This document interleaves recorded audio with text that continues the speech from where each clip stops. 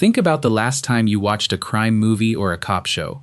The handcuffs click shut, the suspect is pushed against the hood of a police cruiser, and the officer recites those famous words, "You have the right to remain silent. Anything you say can and will be used against you in a court of law." End quote. It is a phrase so deeply embedded in American culture that we don't even question it. We hear it and we assume it is just a natural law of the justice system, like freedom of speech or the right to a trial by jury. We assume that this invisible shield has always been there, protecting American citizens from the terrifying, unchecked power of the state since the very moment the ink dried on the Constitution. But here is the thing. That warning did not exist until 1966. For the first 190 years of American history, if you were arrested, the police did not have to tell you anything. No warnings, no reminding you of your rights, no offering you a free lawyer before they started asking questions. Your grandfather, and in many cases, your parents, lived in a completely different reality when it came to the criminal justice system. So, if there was no right to remain silent being read to suspects, what actually happened when the police locked the interrogation room door? How did a nation built on liberty and due process operate a system where the cops could just force you to confess? The answer is a terrifying journey into the darkest corners of American law enforcement. It is a story about secret rooms, physical brutality, psychological warfare, and a system that often cared much more about closing a case than finding the actual truth. To understand how the modern justice system was forced to change, we have to go back to a time when the police operated entirely in the shadows. A time when getting a confession was not a matter of asking the right questions, but a matter of breaking a human being. Imagine it is 1924. You are walking down a quiet street in Chicago or New York, and suddenly, a police car pulls up. Two officers grab you, throw you into the back seat, and drive you down to the local precinct. There are no recording devices. There are no cameras in the hallways. And there is certainly no lawyer waiting to take your case. You are marched down into a windowless basement room. The door shuts, the lock clicks, and suddenly, you are entirely cut off from the outside world. In the 1920s, this isolation was the absolute core of police strategy. The police understood a fundamental psychological truth. When a human being is cut off from their family, their friends, and any sense of time or hope, they become incredibly vulnerable. You see, the Constitution did have the Fifth Amendment, which protected citizens against self-incrimination. The Founding Fathers explicitly wrote that you couldn't be forced to be a witness against yourself. But in the early 20th century, the courts interpreted that rule in a very narrow, very dangerous way. Judges essentially said that the Fifth Amendment only applied inside an actual courtroom during an actual trial. What happened in the back room of a police station? Well, that was considered pre-trial. That was police business. Because of this massive legal blind spot, local police departments operated like small kingdoms. They didn't need forensic science or DNA testing. They didn't need to spend weeks tracking down complex physical evidence. They just needed a confession. And because they weren't required to tell you about your rights, they used the environment to crush your spirit. They called it the sweatbox. It wasn't just a physical place, it was a state of mind. You were kept awake, questioned by rotating teams of detectives for hours, sometimes days on end. But psychological pressure was just the warm-up. Because if you refused to crack under the mental stress, the police had other, much darker tools at their disposal. If the psychological mind games didn't work, the police in the 1920s and 30s had a backup plan. It was an open secret among law enforcement, journalists, and judges across the entire country. They called it the third degree. Today, we use that phrase casually. If your friends aggressively question you about a bad date, you might joke that they gave you the third degree. But 100 years ago, there was absolutely nothing casual about it. It was a term that struck absolute terror into the hearts of anyone dragged into a precinct. The third degree was physical, systematic, and brutal. But detectives knew they had to be careful. If a suspect showed up in court with a broken jaw or a black eye, a smart judge might actually throw the confession out. So, the police got incredibly creative. They popularized a weapon known as the rubber hose. When you hit a human body with a thick rubber hose, it causes agonizing, crippling pain, but it rarely leaves a lasting bruise or a visible physical scar. They would put heavy telephone books on top of a suspect's head and hit the book with a baton, sending massive shockwaves through the brain without breaking the skin. Suspects were beaten, starved, held by their ankles out of high-story windows, and literally chained to hot radiators. In 1931, A massive government investigation called the Wickersham Commission finally exposed these horrors to the public. The report revealed that the third degree was not just a few bad apples, it was the standard operating procedure for extracting confessions all across America. The result was tragic and entirely predictable. To make the unimaginable pain stop, innocent people were confessing to murders and robberies they had absolutely nothing to do with.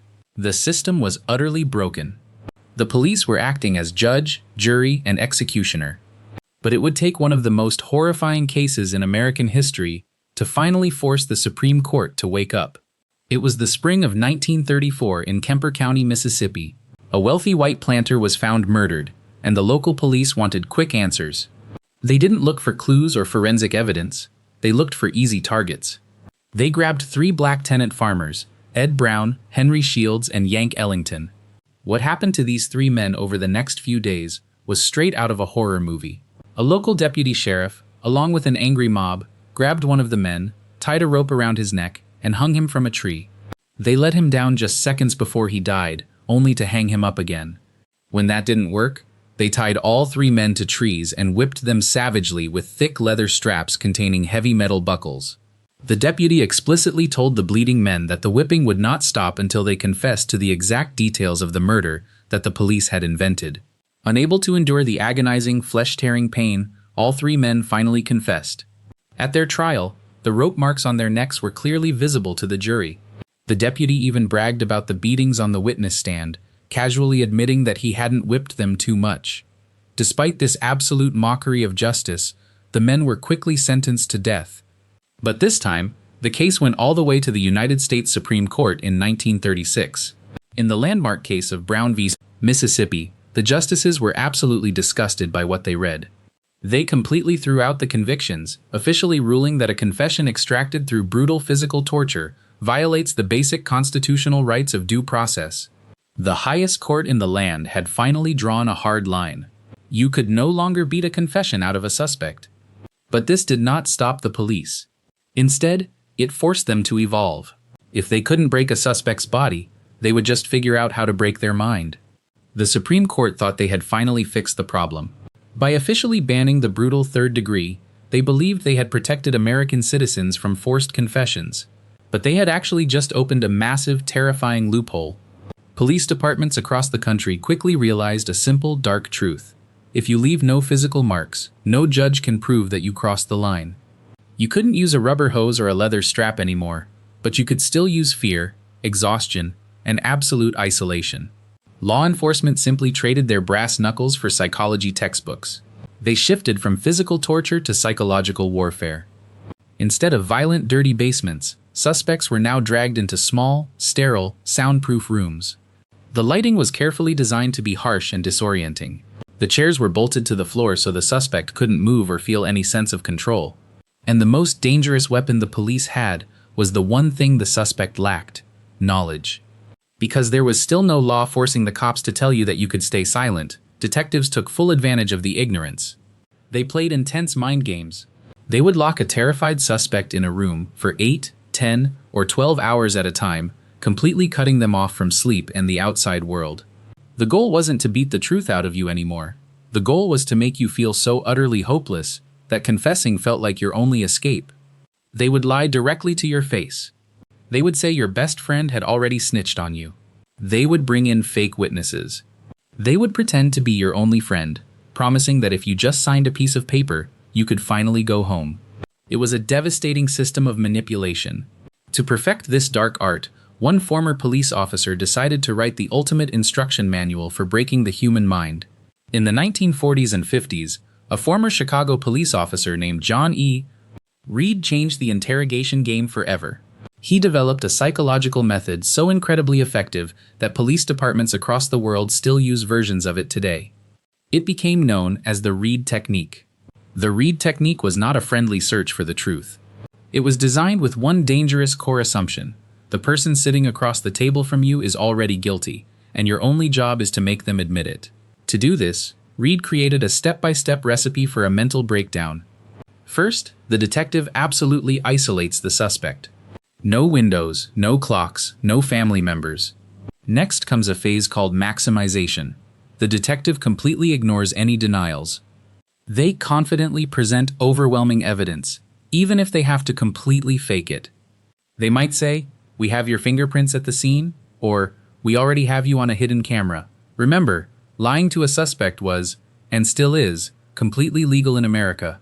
Once the suspect is deeply terrified and feels totally trapped, the detective smoothly switches tactics. This phase is called minimization. The cop suddenly plays the role of a sympathetic friend. They offer a comfortable moral excuse for the crime. They whisper, "Listen, I know you are a good person. I know you didn't actually mean to hurt anyone. It was just a mistake, right? Just tell me it was an accident, and we can sort this whole thing out." It is a brilliant and brutal psychological trap. The terrified suspect, desperate to escape the intense pressure of the room, grabs onto that friendly excuse. They agree it was just an accident. But in the eyes of the law, they have just confessed to the crime. This mind game worked flawlessly for years, but it worked almost too well. Innocent people were getting caught in the psychological web, confessing just to escape the pressure. And soon, the courts would have to push back. By the early 1960s, these intense psychological mind games were completely out of control. Police were extracting confessions effortlessly, but the Supreme Court was finally paying attention. They realized that the secret interrogation system was heavily rigged against the average American citizen. The major breaking point happened in Chicago, involving a young man named Danny Escobedo. Danny was suddenly arrested for the tragic murder of his brother-in-law. When the police aggressively locked him inside the cramped interrogation room, Danny knew he was in serious trouble. He repeatedly begged the detectives to let him see his lawyer. The crazy part? His lawyer was literally standing right outside in the police station hallway, desperately demanding to see his client. But the police just smiled, ignored the lawyer, and kept the heavy door firmly locked. For hours, the detectives hammered Danny with intense psychological tactics. They lied to him, pressured him, and cleverly played him against another suspect. Exhausted, terrified, and deeply confused, Danny finally said something that legally implicated him in the crime. Because of those words, he was quickly sentenced to 20 years in prison. But in 1964, his epic legal battle reached the United States Supreme Court. The judges were absolutely outraged by the police's behavior. In a historic ruling, they threw out Danny's confession entirely.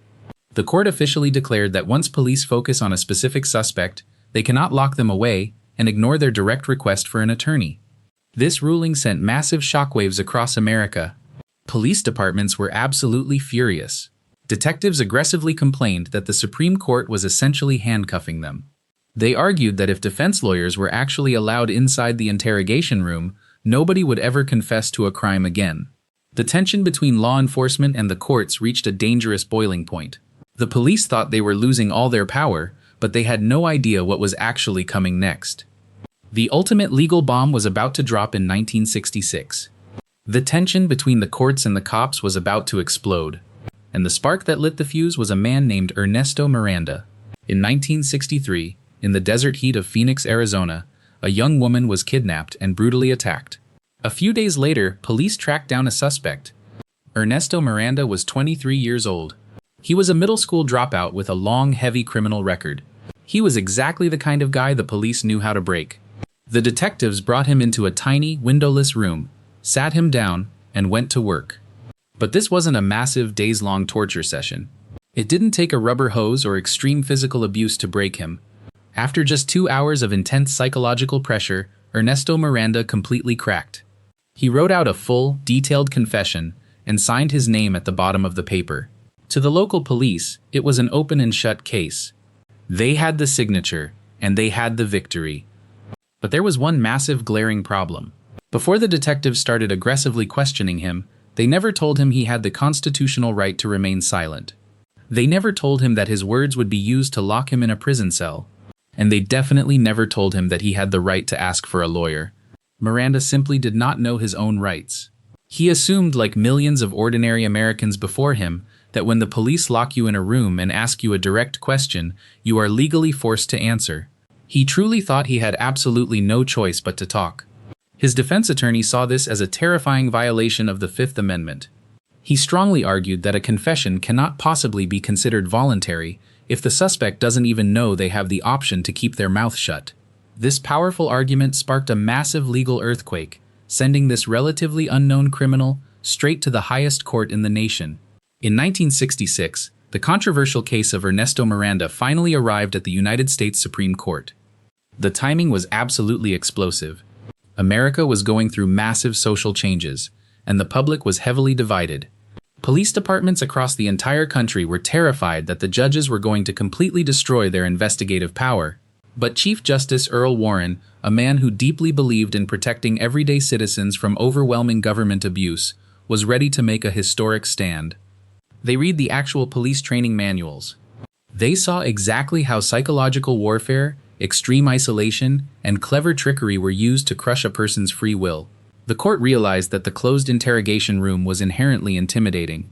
If a suspect didn't know their constitutional rights before they walked into that room, the Fifth Amendment was basically a worthless piece of paper. In a dangerously close 5-4 decision, the Supreme Court dropped a massive hammer on the American justice system. They completely threw out Ernesto Miranda's detailed confession, but they didn't just stop at one case. Chief Justice Warren decided to write a brand new mandatory rulebook for every single police officer in the nation. He declared that from that very day forward, police could not just secretly interrogate terrified people in the shadows. Before asking a single question, police officers had to clearly and loudly recite a specific set of rules. You have the right to remain silent. Anything you say can and will be used against you in a court of law. You have the right to an attorney. If you cannot afford one will be provided for you. With just one historic court ruling, the famous Miranda Warning was officially born. The police and politicians were absolutely horrified, angrily predicting that criminals would just stay completely quiet forever and crime would explode. But what actually happened next shocked everyone, and it perfectly proves exactly how easily the human mind can still be manipulated today. When the Supreme Court created the Miranda Warning in 1966, police officers across America thought their jobs were officially ruined. They honestly believed that if you told a suspect they had the right to stay completely silent, no one would ever confess to a crime again. But they were completely wrong. The ultimate plot twist of this dark history is that today, roughly 80% of all suspects actually waive their Miranda rights. They hear the warning, they nod their heads, and they talk to the police anyway. Why? Because human psychology is incredibly fragile. Innocent people talk because they genuinely believe they have absolutely nothing to hide. They think that if they just explain the truth, the cops will let them go home. Guilty people talk because they arrogantly believe they are smarter than the detectives. They think they can effortlessly lie their way out of the interrogation room. The police know exactly how to use this against you. The Miranda Warning didn't actually stop psychological manipulation, it just legalized it. Once a suspect agrees to talk, the intense mind games and the Reid Technique from the 1950s start all over again. The detectives can still lie to you, they can still fake evidence, and they can still mentally break you down. The American justice system has always struggled with this terrifying balance. How do we give police enough power to catch dangerous criminals while protecting everyday citizens from the unchecked power of the state? The Miranda Warning was a massive step forward, but the interrogation room remains one of the most psychologically dangerous places on earth. If this story completely shifted your perspective on how the criminal justice system really works, make sure to hit that subscribe button and drop a like on this video. We go deep into the hidden history and secret power structures that shape your world. Thanks for watching, stay safe, and remember to always know your rights.